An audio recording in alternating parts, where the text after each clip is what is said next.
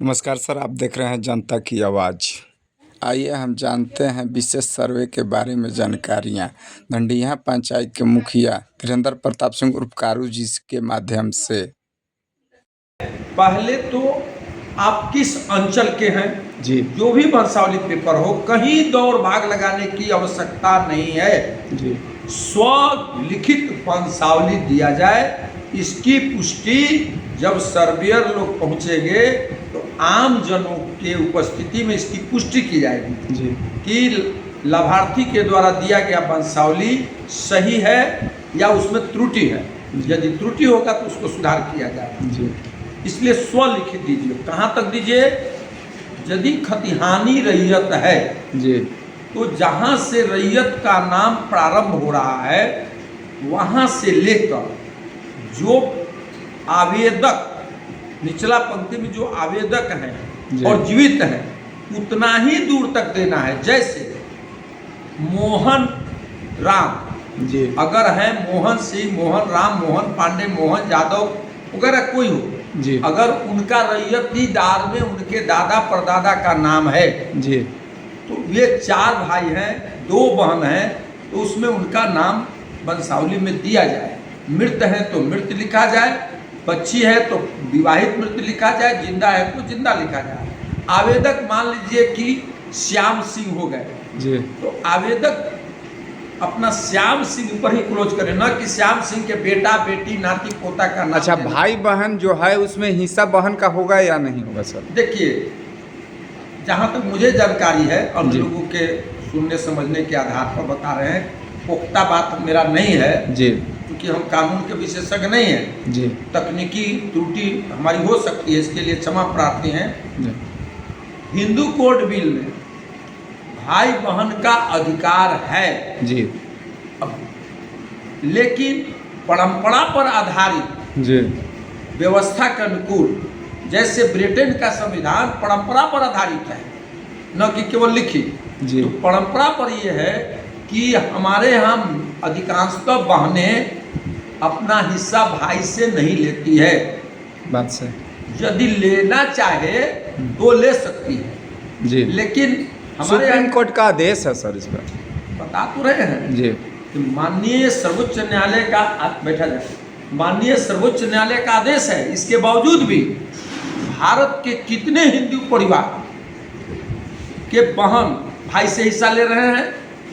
नहीं ले रहे हैं। जी बहुत कम प्रतिशत, जिसको प्रतिशत में नहीं आंका जा सकता है, मैं दावे के साथ करता हूँ। 100 परिवार में शायद 1 परिवार ऐसा दावा करता हूँ, जी लेकिन उसका हक है।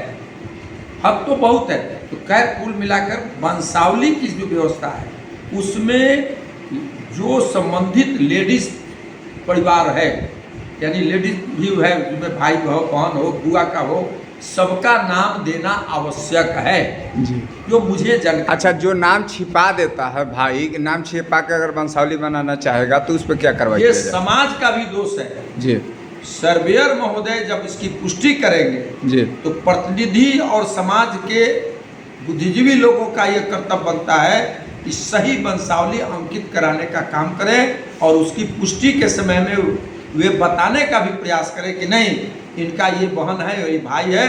सच बात करने में क्या लगा है? जब हम अपने जीवन में अपने बेटी के साथ प्यार करते हैं, प्रेम से उसको आदर दुलारते हैं, अपने बहन को आदर देते हैं, तो नाम देने में क्यों हिचक रहे हैं? जी अच्छा, एक बात और बताइए सर, पत्र क और ख इसके बारे में बताइए। देखिए, बहुत स्पष्ट क्लियर है। जी मुझे लगता है कि जो जनता थोड़ा साक्षर में कमी हो, जी जो साक्षर वाले हैं, उनका कर्तव्य बनता है बताने का। जी प्रपत्र 2 जी और प्रपत्र 3 के 1 जी और 1 ठो लगता है, उसका पेज लगा देना मुनासिब होगा, जी जिसमें अमीन का दस्तखत होगा, कानूनगोई का होगा और सहायक बंदोबस्त पदाधिकारी का दस्तखत होगा। जी जो फाइनल रिपोर्ट होगा वही रिपोर्ट आपको मिलेगा। जी तो प्रपत्र क में सीधा है कि जो मूल रैयतदार हैं जी उसका अंकित उसमें किया जाए। जी और वंशावली में अपना सीधा आपसे ज्यादा वंशावली कौन जाएगा? अच्छा, मान लिया जैसा डीड नहीं,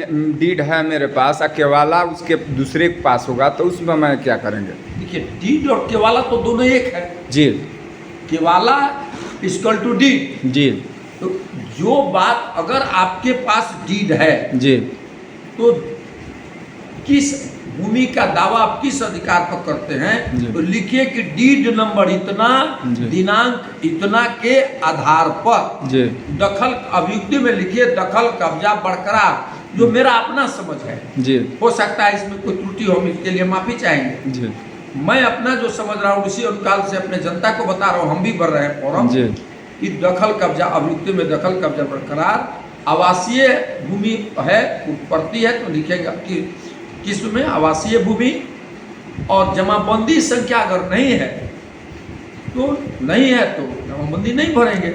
अच्छा, कोई भाई ने अगर मान लीजिए कि गलत से बनवा लिया दूसरे भाई का, जैसे निबद्ध हो उनका कागज, और बनवा के बोले कि मेरा पुत्र के नाम पे कर दिए हैं, तो उसमें क्या करना पड़ेगा? देखिए, आपको इसके लिए सक्षम न्यायालय खुला हुआ है जी इस संबंध में। जी।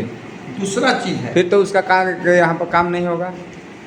देखिए, आपके पास जो भी पेपर हो, जी अगर कोई पेपर नहीं है, जी खतिहान भी नहीं है, रसीद भी नहीं है, और हमारे पूर्वजों का जमीन है, हमको कुछ पता नहीं है, लेकिन दखल कब्जा बरकरार है, तो उसका खाता और प्लॉट जी पता करके सगे संबंधियों से, अपने परिजनों से, अपने पड़ोसियों से, जानकार लोगों से पूछकर पता कर डाल दीजिए प्रपत्र 2 में और प्रपत्र 3 में जी। और आपका जो वंशावली है, और उस पर लिखिए कि दखल कब्जा बरकरार इतना इतना दिनों से जैसे आपका है जी। उसके बाद वो लोग ऑन स्पॉट जाएंगे, इसकी जांच होगी, जैसा निर्णय होगा उसके अनुसार पालन किया जाएगा। जी।